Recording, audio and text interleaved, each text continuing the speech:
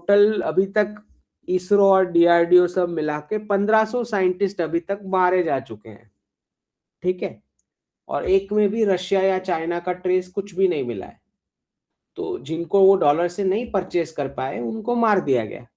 फिर एक उन्होंने एक फेक आईटी सेक्टर खड़ा किया 1971 में अपने यूएस के डिफेंस डिपार्टमेंट में से।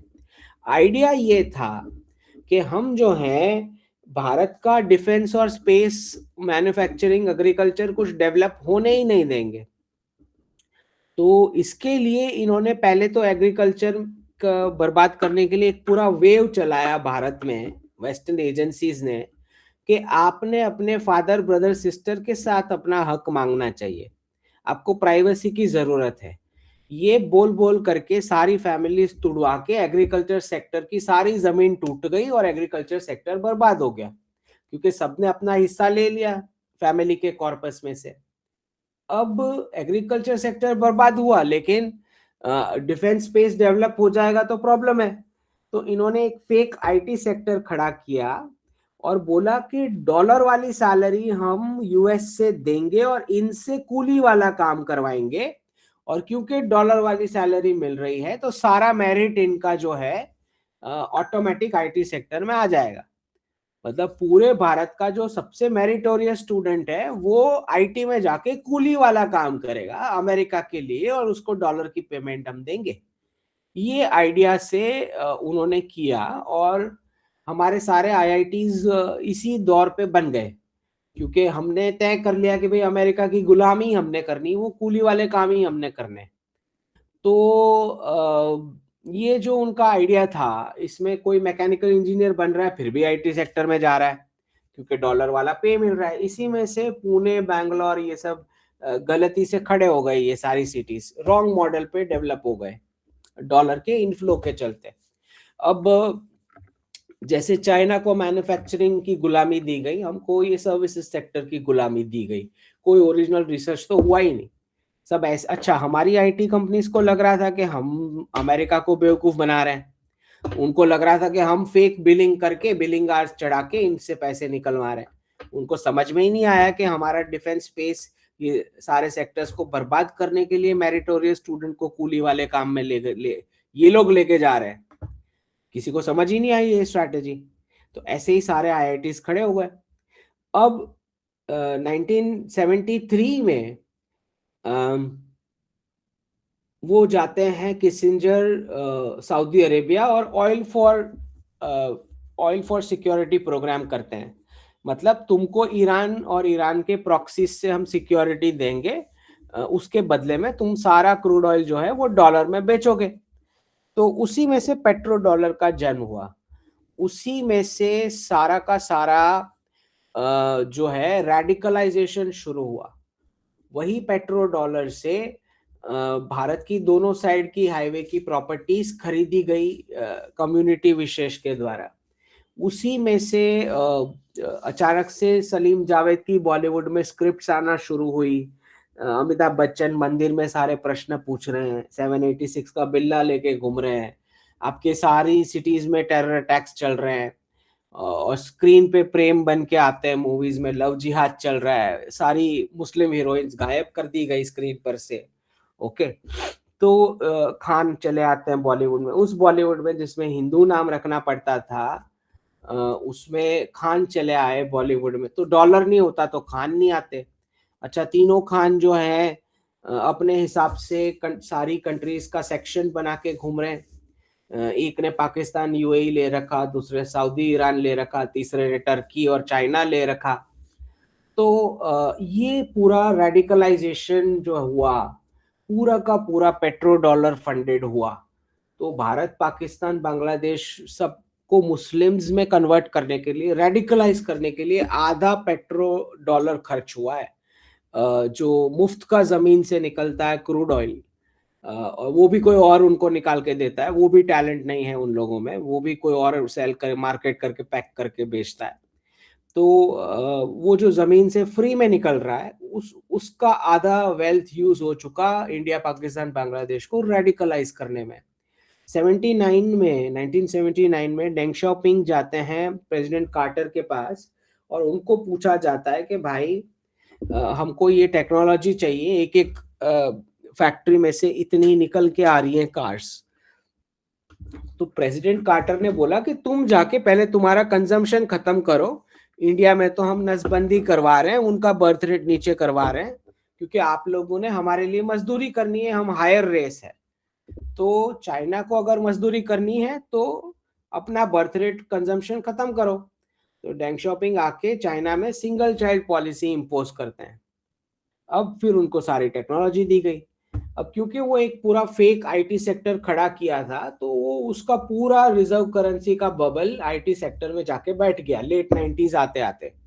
और यूरोप ने बोला कि हम जो हैं वो डी डॉलराइज करना चाह रहे हैं, हमने यूरो करेंसी लॉन्च करी। और जैसे ही वो लॉन्च हुई तो अमेरिका ने यूरोप को, नाटो को घसीट के युगोस्लाविया कॉन्फ्लिक्ट में लेके गए यूरो की वैल्यू नीचे ले जाने के लिए, क्योंकि उसको पता लग गया कि ये लोग डी डॉलराइज कर रहे हैं। तो उन्होंने बैंकिंग का अपना रेगुलेशन चेंज कर दिया, यूएस में कमर्शियल बैंकिंग और इन्वेस्टमेंट बैंकिंग मिक्स कर दिया। मतलब कोई अमेरिकी अगर अपने अकाउंट में पैसे डालता है तो ये परमिशन दे दी गई कि तुम पैसे निकाल के आराम से उसमें से स्टॉक मार्केट खेलो। तो उससे पहले कमर्शियल और इन्वेस्टमेंट बैंकिंग अलग था, बिना कस्टमर को पूछे उसका पैसा स्टॉक मार्केट में लगाने का छूट मिल गया। क्यों? क्योंकि यूरोप ने यूरो करेंसी लॉन्च करके डी डॉलराइज करने की कोशिश की, उसके इम्पैक्ट, उसके आईटी सेक्टर पे इम्पैक्ट को बचाने के लिए ये स्टेप लिया गया। और जैसे ही यूरोप को पता लगा कि हमको बेवजह युगोस्लाविया वाले कॉन्फ्लिक्ट में नाटो को घुसाया गया है और इस प्रकार से यूरो को नीचे ले गए, तो उन्होंने बोला कि अब हम बिल्कुल सेविंग्स यूएस डॉलर और ट्रेजरी में नहीं करेंगे। और उसी के साथ पूरा रिजर्व करेंसी बबल फट गया, जिसको इन लोग ने बहुत स्मार्टली नाम दे दिया .com क्रैश। उसको डी डॉलराइजेशन ना बोल के .com क्रैश बोला गया, ताकि पता ना लगे कि पूरा आईटी सेक्टर फेक है, पूरी पेमेंट्स फेक है, जॉब रोल भी फेक है और कोई वर्क हो ही नहीं रहा है, खाली कूली वाला काम चल रहा है। ये पता ना लगे, इसलिए यूरो करेंसी के डी डॉलराइजेशन को इन्होंने .com क्रैश का नाम दे दिया। और ऑब्वियसली क्योंकि पूरा सेक्टर था ही फेक नंबर्स, तो 78% वैल्यूएशन आईटी सेक्टर का तब साफ हो गया 2002 में। अब यूरोप की जगह चाइना ने बोला कि हम सेव करेंगे तुम्हारा रिजर्व करेंसी स्टेटस डॉलर का बचाने के लिए, यूएस ट्रेजरी में हम सेव करेंगे यूरोप की जगह। इसके बदले हमको टेक्नोलॉजी चोरी करने की छूट मिले और मुफ्त के जितने डॉलर्स चाहिए उतने मिलने चाहिए। तो 2001 में चाइना को डब्ल्यूटीओ में लाया गया, सारे मेंबरशिप के बेनिफिट्स दिए गए। जितनी चाइना को टेक्नोलॉजी चोरी करनी है सारे वेस्टर्न नेशंस ने अलाउ कर दिया, सारे एजुकेशन सेक्टर को ओपन कर दिया कि हाँ चाइनीज जो सीख के जाना चाहें। और पूरा सीसीपी का कार्डर इन्होंने ट्रेन किया एक्सपोर्ट्स बिजनेस के लिए, वर्ल्ड का मैन्युफैक्चरिंग जायंट बनाने के लिए। इतने डॉलर्स छाप छाप के मुफ्त में दिए गए वॉल स्ट्रीट से कि चाइनीज प्रोडक्ट उस प्राइस पॉइंट पे है कि कोई और मैन्युफैक्चर ही नहीं कर सकता। तो अगर चाइना को मुफ्त के डॉलर्स नहीं मिलते तो चाइनीज प्रोडक्ट उस प्राइस पॉइंट पे आता ही नहीं। तो एक जगह क्या हो रहा है, अब एक जगह पे करेंसी छप रहा है पूरे विश्व का, डॉलर, और वो कर रहे हैं डेमोनिक कंजम्पशन बिना किसी प्रोडक्टिविटी के, खाली करेंसी छाप के जिस कंट्री से जो खरीदना चाहे खरीद रहे हैं। मतलब डॉलर तय कर रहा है कि कौन सी सिटी कौन सी कंट्री की पोल्यूट होगी और कौन से लोगों का लेबर एब्यूज होगा अपनी परचेजिंग पावर से। फिर चाइना और इंडिया पे रिपोर्ट निकालते हैं कि तुम क्लाइमेट खराब करते हो, और खुद का क्लाइमेट क्लीन रखते हैं, खुद का नेचुरल रिसोर्सेज इंटैक्ट रखा हुआ है। अच्छा, और बाकियों का खराब करके बाकियों पे रिपोर्ट्स निकाल रहे हैं डॉलर की परचेजिंग पावर से, क्योंकि गुड्स तो यहीं से खरीद के जाते हैं वो, तो पोल्यूशन यहीं हमें हमें झेलना पड़ेगा पोल्यूशन। तो ये जब इतना भी नहीं, फिर आपके बच्चों को भी लेके जा रहे हैं। तो भारतीय पेरेंट्स पूरी मेहनत करके बच्चों को बड़ा करते हैं धार्मिक तरीके से, उन बच्चों को डॉलर से छीन के लेके जाते हैं ये लोग, वहां लेके जाके काम करा के रिसर्च करा के टैक्स भरवा के उन टैक्स के पैसों से अमेरिकी ओल्ड पेरेंट्स का टेक केयर हो रहा है सरकार के द्वारा। मतलब भारतीय बच्चों की मेहनत से अमेरिकी ओल्ड पेरेंट्स यूरोप के ओल्ड पेरेंट्स का टेक केयर कर रही है वहां टैक्सेस भरवा के उनसे, और भारतीय पेरेंट्स अपने बच्चे को देख भी नहीं सकते। मर जाए तो वो आ भी नहीं सकते एनआरआई इधर, वो हालत है। तो ये सब कुछ डॉलर ने ये पूरा गेम बिछाया। अब इसी में जैसे क्या होता है कि भाई आप करेंसी मुफ्त में छापते हो तो उसका इम्पैक्ट ये है कि जब करेंसी मुफ्त होता है, पैसा ही जब मुफ्त का है, तो रिलेशनशिप खराब होना ही है, क्योंकि सब एक दूसरे के साथ मिसबिहेव करेंगे। तो डॉलर ही बन गया फादर, डॉलर ही बन गया मदर, डॉलर ही बन गया चिल्ड्रन, सिस्टर, ब्रदर। तो ये लोग ने 60% डिवोर्स रेट तक पहुंच गए ये लोग, राइट। सेकंड मैरिज आते आते 60% डिवोर्स रेट्स हैं इनके। तो बच्चा जब तक ग्रेजुएशन आता है तब तक तो उसके 2-3 माँ बाप बदल जाते हैं वेस्ट में। उसको पता ही नहीं है कि कौन मदर, कौन सिस्टर, कौन फादर है। तो ये जो मिसबिहेवियर हुआ, क्योंकि पैसा मुफ्त का है तो कोई किसी की क्यों सुने, जब पैसा ही मुफ्त का है। तो पूरा इनोवेशन भी मुफ्त के पैसों से किया है, रिजर्व करेंसी स्टेटस के चलते। पिछले 30 साल में इंटरेस्ट रेट अमेरिका का क्या है, 0 to 3%, लास्ट 30 ईयर्स का एवरेज। तो पागल भी इनोवेट कर लेगा, कोई भी अमेजोन, माइक्रोसॉफ्ट, गूगल सब बिल्ड हो जाएगा जब पैसा ही मुफ्त का है। तो ये जो पैसा मुफ्त का पैसा मिला, इसमें सबने एक दूसरे के साथ इतना मिसबिहेव किया कि 60% डिवोर्स रेट तक वो पहुंच गए।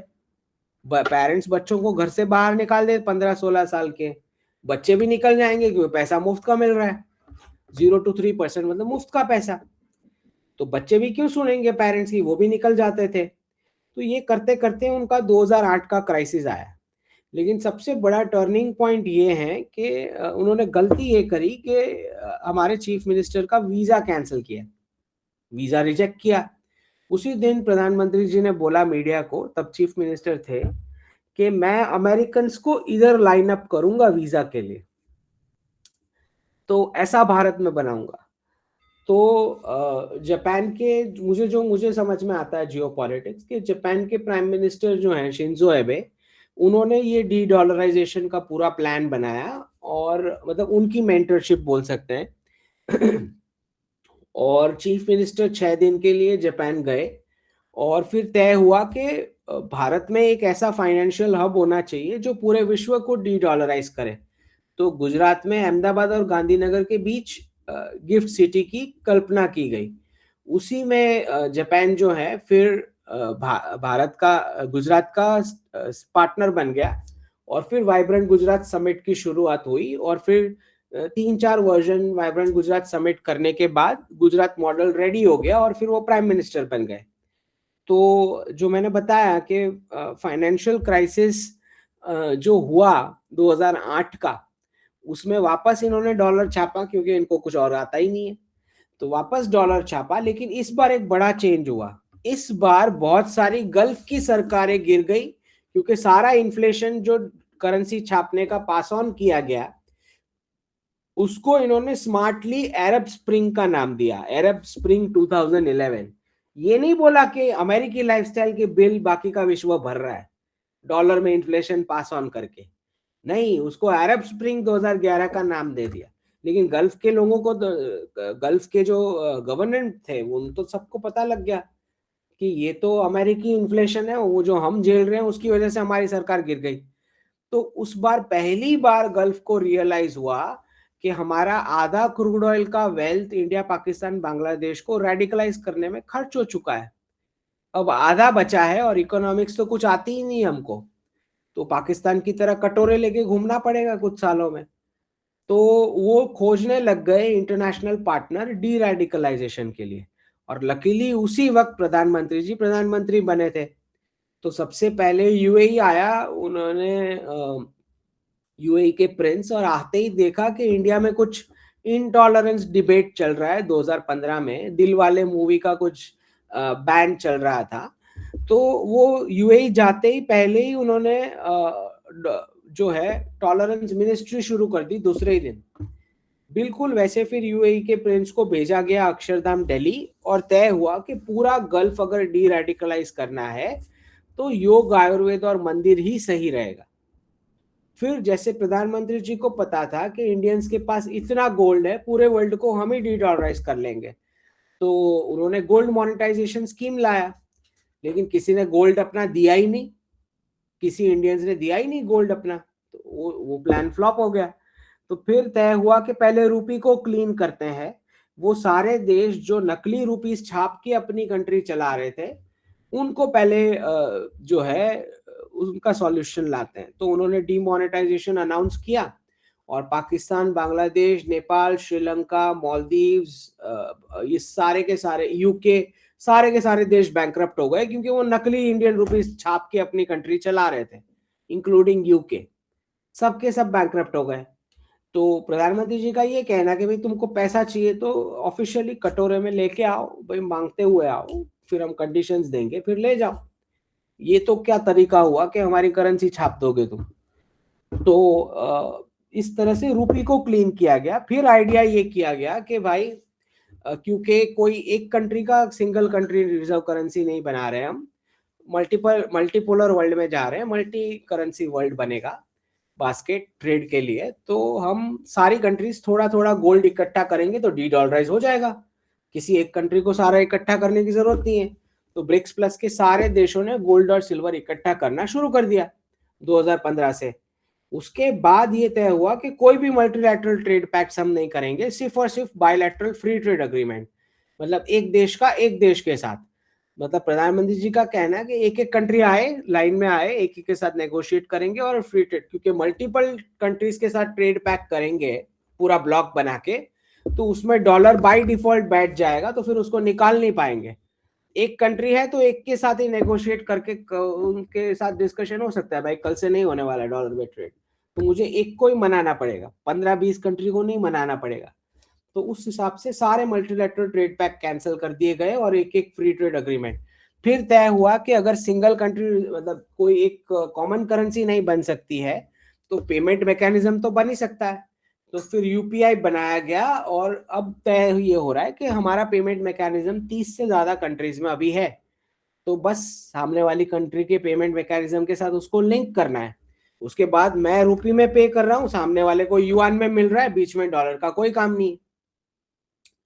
बिल्कुल वैसे मैं गुजराती में बात करूंगा, सामने वाले को तमिल में सुनाई दे रहा है, उसको चाइनीज में सुनाई दे रहा है, सामने वाले को जापानीज में रियल टाइम सुनाई दे रहा है, तो बीच में इंग्लिश लैंग्वेज का कोई काम नहीं है, राइट।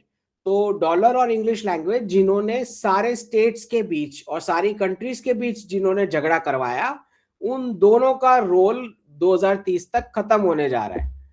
तो ये जो मैं प्रोजेक्शंस दिए हैं वो इस वजह से दिए हैं।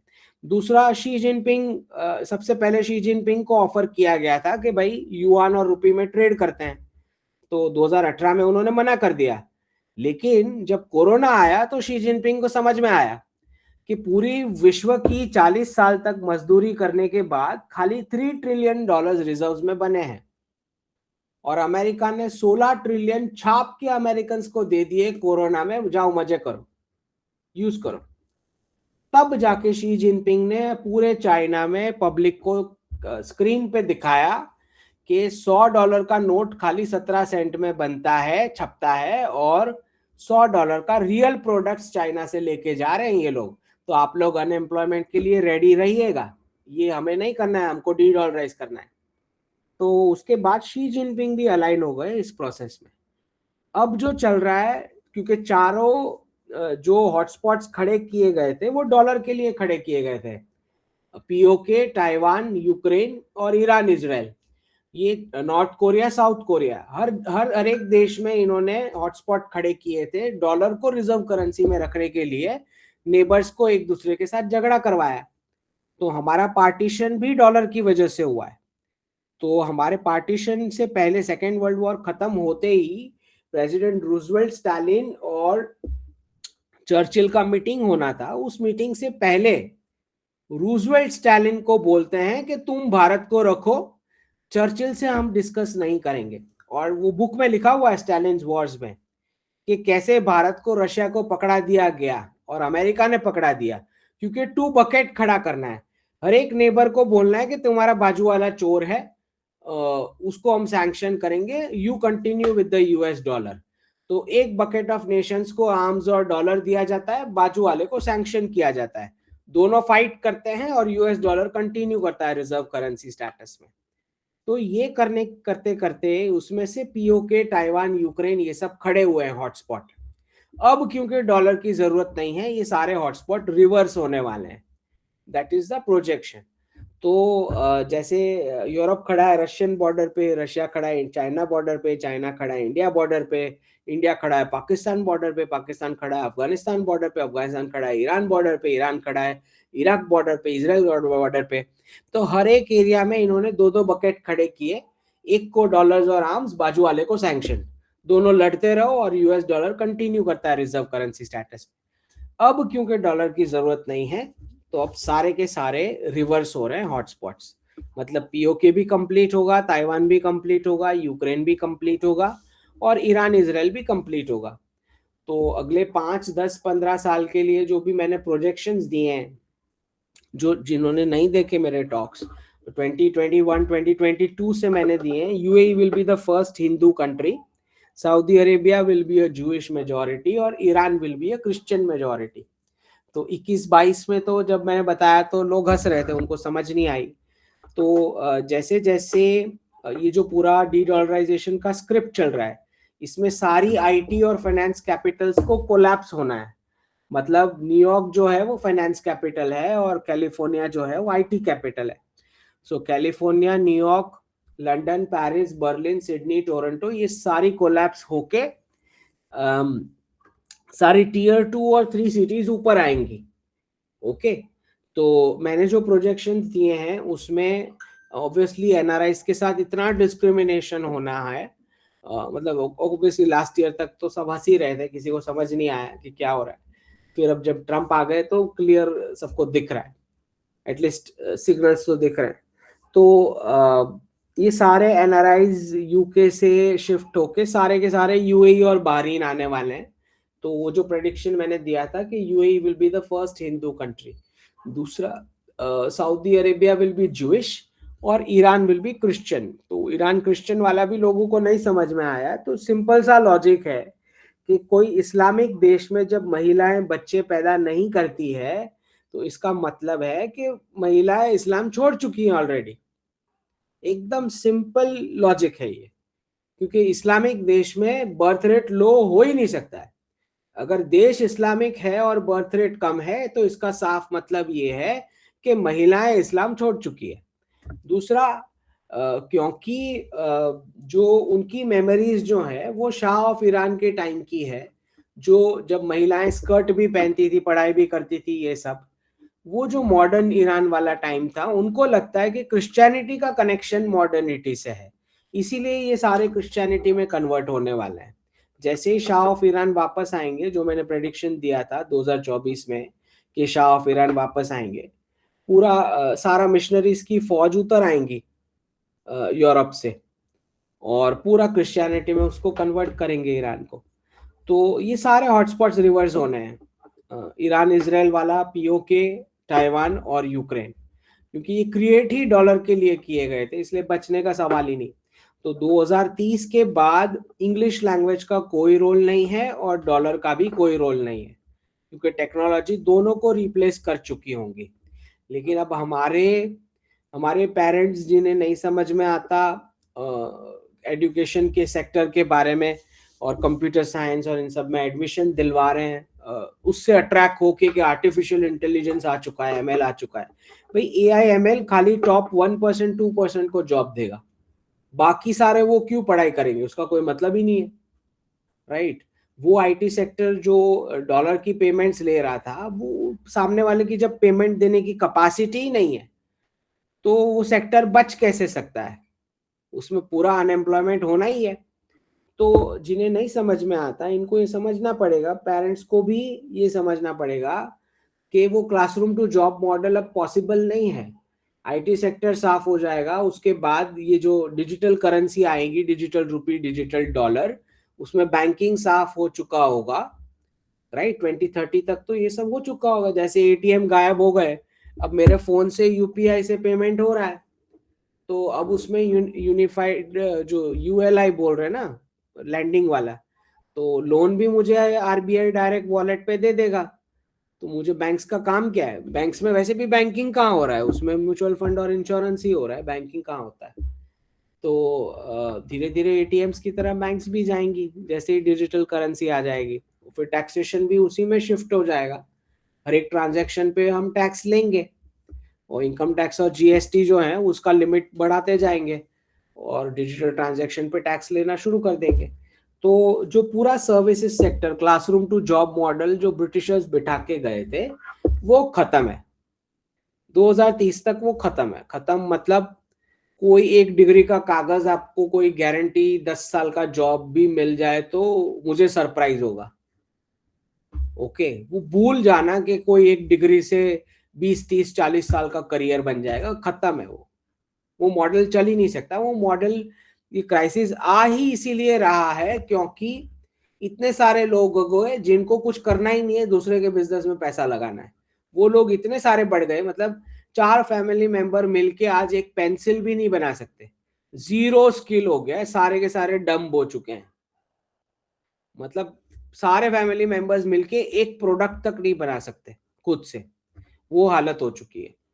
तो कोई सवाल ही नहीं है क्लासरूम टू जॉब्स वाला मॉडल बचने का। मुझे लगता है ये जो 12 लाख इनकम टैक्स का जो बेनिफिट दिया गया है, 12 लाख तक एग्जेम्प्ट, ये आखिरी इंजेक्शन है। इसका इम्पैक्ट 2030 तक रहेगा। 2030 के बाद मुझे रिवर्स माइग्रेशन दिखाई दे रहा है, मुंबई पुणे हैदराबाद चेन्नई बेंगलुरु से टीयर 2 की ओर। मतलब टीयर 2 3 में जिसका वीकेंड विला होगा वो मेन एड्रेसेस हो जाएंगे, और जो रियल वैल्यूएशन है वो manufacturing, farming, food processing, logistics, defence, space, इन सारे सेक्टर्स में रियल वैल्यूएशन वापस आएंगी।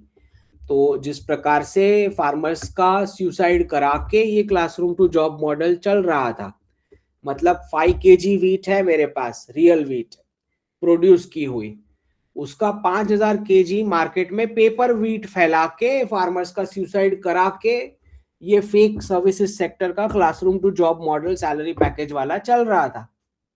अब ये चल ही नहीं सकता है, राइट? उतने फार्मर्स के सुसाइड हो चुके हैं। तो जब ये फाइनेंशियल रीसेट आएगा तो ऑब्वियस सी बात है कि farmers are going to be the richest people next decade. 2035 तक तो ये डिस्कशन शुरू होने जाएगा कि किसके पास देसी गाय है। ये डिस्कशन 2035 के आसपास तो शुरू हो जाएगा। तो मुझे लगता है 2030 से पूरा रिवर्स माइग्रेशन शुरू होगा टीयर 2 और 3 की ओर, और मैन्युफैक्चरिंग, फार्मिंग, इन सब का वैल्यूएशन वापस आएगा।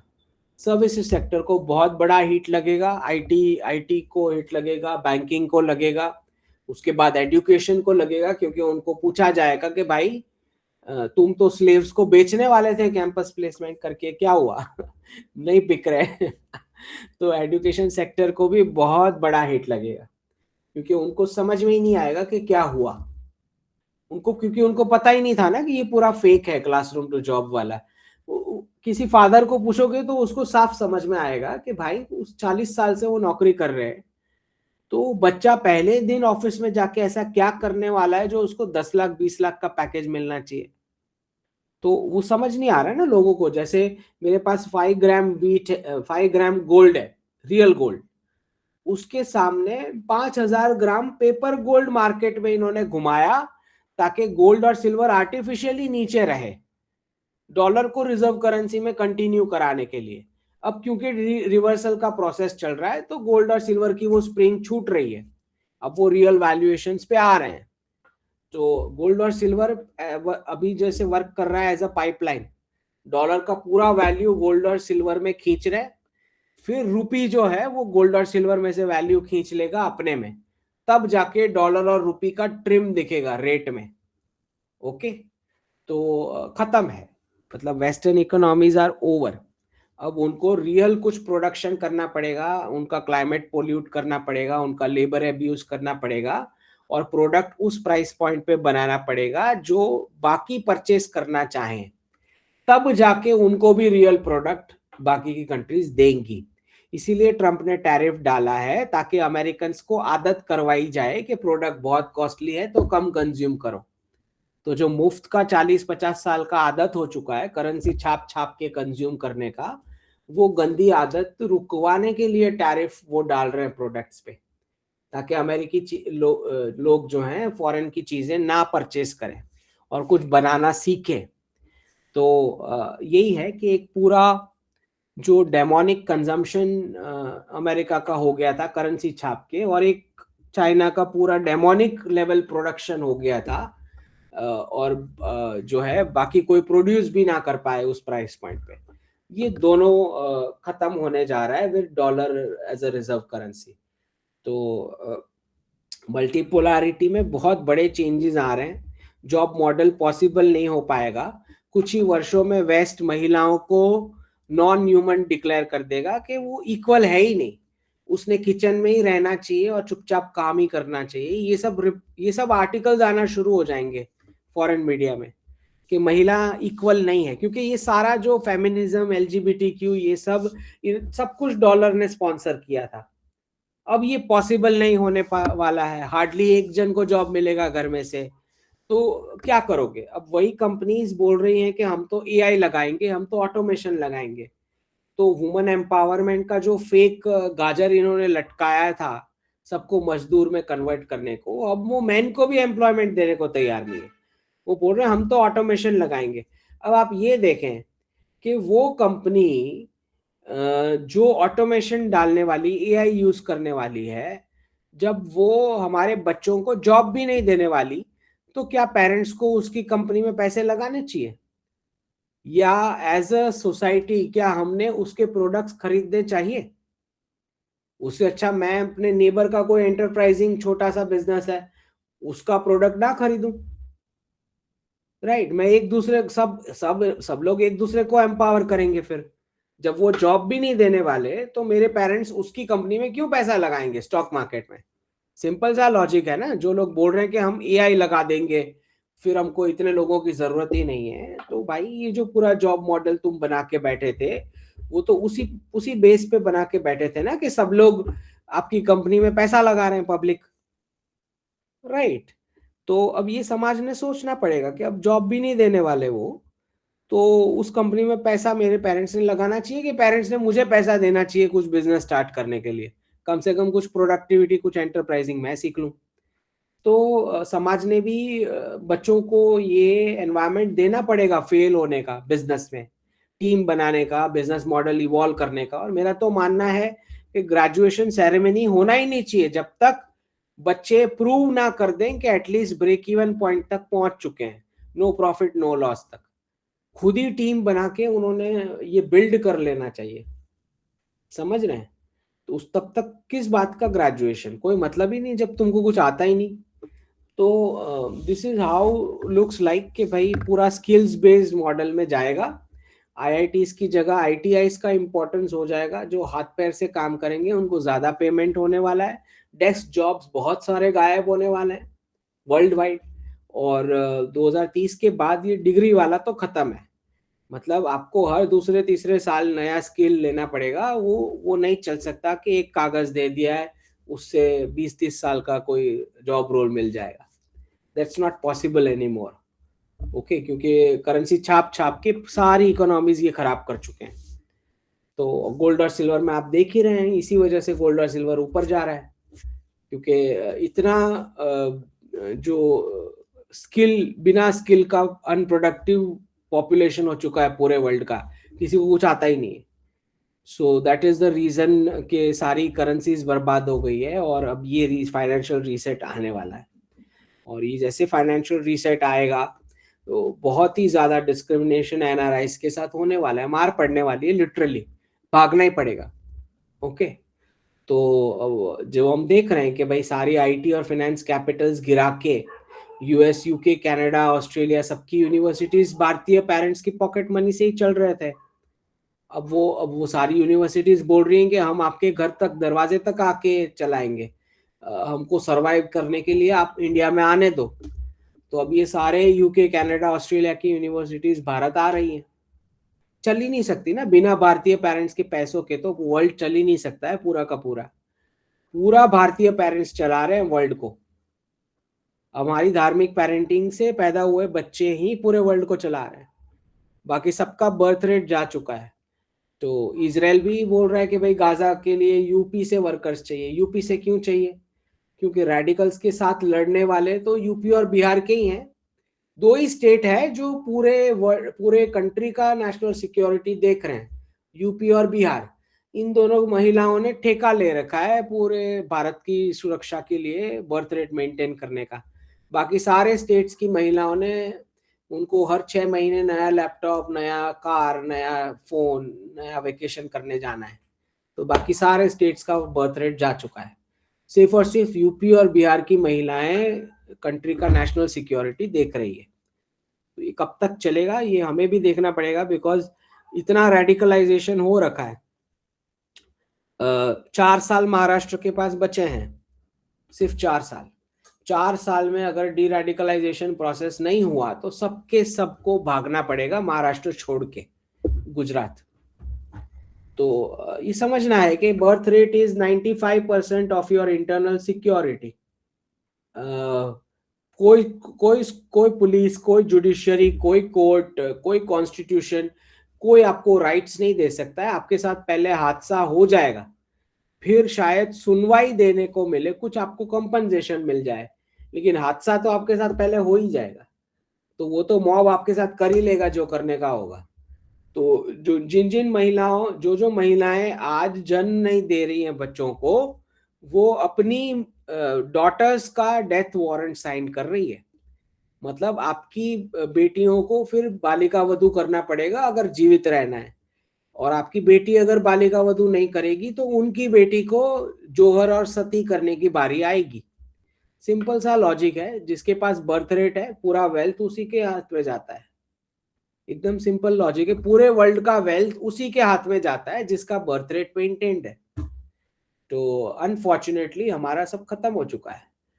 तो मैं तो चाहूंगा कि जितने भी हिंदू संस्थाएं हैं, आप एक एक घर जाएं, और जिनके एक ही बच्चा है तो आप उनका नामकरण करना शुरू कर दें, हैं, अब्दुल, मोहम्मद, ये सब नाम देना शुरू कर दें उनके घर पे जाके। क्योंकि जब उनको हिस्ट्री में गायब ही हो जाना है, उन्होंने तय ही कर लिया है कि मेरा कन्वर्जन ही होना है, तो अभी से उनके बच्चों का नाम अब्दुल, मोहम्मद करना शुरू कर दें। सिंगल चाइल्ड से ज्यादा बड़ा कर्ज और क्या हो सकता है? इससे बड़ा भयंकर कोई कर्ज हो ही नहीं सकता है कि आपका दुनिया में कोई है ही नहीं, ना चाचा है, ना मामा है, ना बुआ है, ना मौसी है, कुछ भी नहीं, ना भाई है, ना बहन है। तो सिंगल चाइल्ड करने वाले माँ बाप कितने खतरनाक माँ बाप है कि अपने बच्चे को विश्व में अकेला छोड़ के जाने वाले हैं। मतलब उस वो अकेले बच्चे को, उसको लूटने और मारने में कोई कसर नहीं छोड़ेगा कोई। ना कंपनी छोड़ेगी, ना गवर्नमेंट छोड़ेगी, ना अड़ोस पड़ोस के लोग छोड़ेंगे, ना रेडिकल्स का मॉब छोड़ेगा उसको। उतनी पिटाई उसकी होनी है। उससे अच्छा बच्चा ना करे, दैट इज बेटर। अगर आप एक बच्चा कर रहे हैं तो उसके लिए आप उसको श्राप देके जा रहे हो, क्लियरली श्राप देके जा रहे हो। अच्छा, और अगले 10-20 सालों में महिलाओं के इतने बड़े झुंड, 35-40 के बीच की महिलाओं के इतने बड़े झुंड हर एक राष्ट्र में निकलेंगे। बोल, ना उनके पास जॉब होगा, ना हस्बैंड होगा, ना बच्चा होगा। ध्यान से सुने जो मैं प्रेडिक्शन दे रहा हूं। अगले 10-20 साल में पूरे विश्व में सारी कंट्रीज में 35 से 40 की साल की महिलाएं झुंड बना के घूम रही होंगी। ना बच्चा होगा, ना हस्बैंड होगा, ना जॉब होगा, और सरकार से डिमांड कर रही होंगी कि पुरुषों से पैसा छीन के हमको दो मुफ्त में। ये हालत होने वाली है अंकित जी, समय हुआ है अभी। जी। तो हम क्वेश्चंस ले सकते हैं, ठीक जी। है? हैं जैसे अब मल्टीपोलैरिटी में इनको भारत की पॉपुलेशन से अब इनका क्या इंटरेस्ट है? इनको प्रॉफिट्स चाहिए, ठीक है? मतलब प्रोडक्ट्स वो बेचना चाह रहे हैं, ठीक? अब हमारे भी बिजनेसमैन हैं, ऐसा तो नहीं है कि हमारे बिजनेसमैन को साइड पे रख के हम इनको इनके प्रोडक्ट्स या इनको प्रायोरिटी देंगे। तो थोड़ा क्लैश तो इनका हमारे बिजनेसमैन के साथ होना ही है, स्पेशली जो नेशनलिस्ट बिजनेसमैन है, जैसे अदानी ग्रुप हो गया। अब दूसरा इनका क्लैश होने वाला है हमारे नेशनलिस्ट लीडर्स के साथ, जो पॉलिसी ये लोग इम्पोज करना चाहेंगे जो वो नहीं फॉलो करेंगे। अगर नेशनलिस्ट लीडर है तो नहीं करेंगे। जैसे इंडिया यूएस डील में हम देख रहे हैं कि वो जीएमओ क्रॉप्स हमको खिलवाना चाह रहे हैं जिससे सबको डायबिटीज, ब्लड प्रेशर हो जाए। तो जो क्रॉप साइंस की कंपनी है वो और डायबिटीज की कंपनी दोनों एमओयू करके ट्रंप का कैंपेन फंड किए थे। और ट्रम्प ने बदले में बोला था कि इंडिया का एग्रीकल्चर सेक्टर में ओपन करा के देता हूं। तो पूरा इंडिया का पॉपुलेशन डायबिटीज ब्लड प्रेशर का पेशेंट उनको मिलता, लेकिन भारतीय नेशनल लीडर है अब मोदी जी है जो है, तो वो रोक के बैठे हैं ये डील। तो नेशनलिस्ट लीडर को भी प्रॉब्लम्स आने वाली है इनकी वजह से। दूसरा, समाज में ये लोग जब एंटर करेंगे तो ऑब्वियसली जैसे टाइम्स ऑफ इंडिया में कॉकरोच मिल्क की एडवर्टीजमेंट आना शुरू हो चुकी है। हमारा जो डॉग वाला पूरा स्ट्रे डॉग वाला चल रहा है वो भी डीप स्टेट करवा रहा है। उनकी पेट इंडस्ट्री और जो डॉग काटने के बाद जो दवाई लगती है वो दोनों इंडस्ट्री म्यूनिसिपल कॉर्पोरेशन को पैसे खिलवा के कुत्ते हमारे एरियाज में छुड़वा रहे हैं। तो डीप स्टेट की टूल किट्स ये सारी हरकतें तो करेंगी, बट क्या मास लेवल पे लोग मारे जाएं ऐसा कुछ करेंगी, ऐसा मुझे नहीं लगता है, क्योंकि प्रॉफिट करना है उनको यहाँ से। और ये एक ही पॉपुलेशन बची है जो यंग है, वर्किंग है, पैसे कमा सकती है और खर्च भी कर सकती है। पूरे वर्ल्ड में ये एक ही पॉपुलेशन बची है।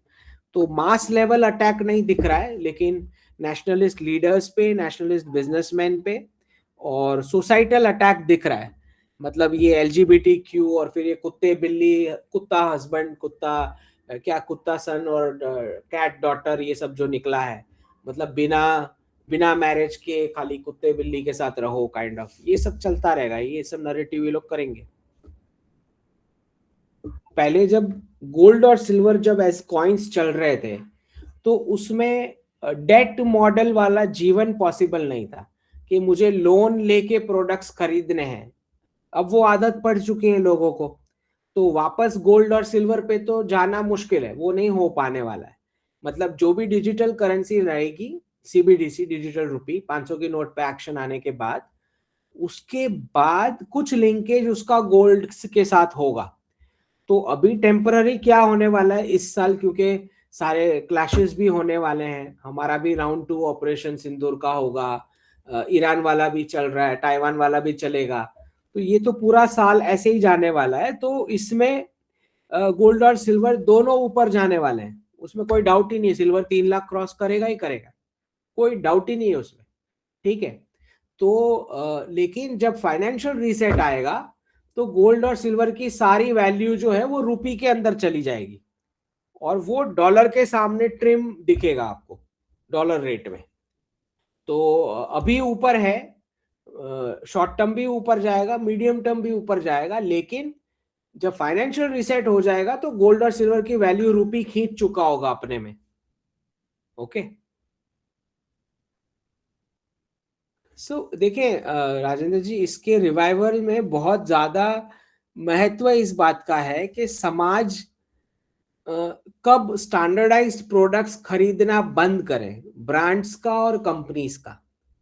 तो अगर जितना आप डाइवर्सिटी में पैसा डालते हैं, मतलब जैसे मैंने बताया कि भाई 15 फैमिली 15 डिजाइन के शर्ट बनाती थी, तो जब वो फैक्ट्री लग गई तो सबका ब्लू शर्ट ही बन रहा है, सबका ब्लैक शर्ट ही बन रहा है।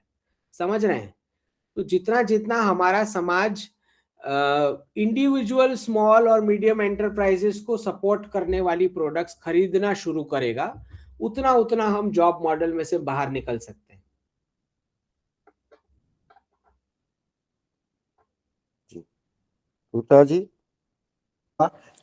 विश्व युद्ध की क्या संभावनाएं दिख रही है, आपका क्या विचार है? देखिए, विश्व युद्ध कभी हुआ ही नहीं है। तो पहले जो दोनों, जिसको वर्ल्ड वॉर नाम दिया इन्होंने बदमाशी करके, वो एक्चुअली यूरोपियन वॉर्स थे। और क्योंकि यूरोपियन पावर्स के पास 50 से ज्यादा कॉलोनीज उनके कंट्रोल में थी, तो उन्होंने सारी कॉलोनीज को ऑर्डर दिया कि तुमको पार्टिसिपेट करने का इस वॉर में। तो पहले दोनों भी विश्व युद्ध नहीं थे, तो विश्व युद्ध नहीं होने वाला है। विश्व युद्ध मतलब जो दिखा विश्व युद्ध जैसा, जहां पे एक कंट्री, दो तीन कंट्री 50 कंट्रियों की मालिक थी, तो उन्होंने सबको जबरदस्ती पार्टिसिपेट करवा के उसको वर्ल्ड वॉर का टाइटल दे दिया। था basically local European war. Okay. तो मुझे कोई वर्ल्ड वॉर की स्थिति नहीं दिखाई देती, इसलिए भी क्योंकि अब आप वायरस भी फैला सकते हो, आपको क्या जरूरत है रियल वॉर करने की। और दूसरा, 50 से ज्यादा कंट्रीज अब सुनेंगी थोड़ी किसी का, वो तो कॉलोनियल पीरियड था तो वो हो पाया। तो वर्ल्ड वॉर की कोई संभावना नहीं दिखाई दे रही मुझे।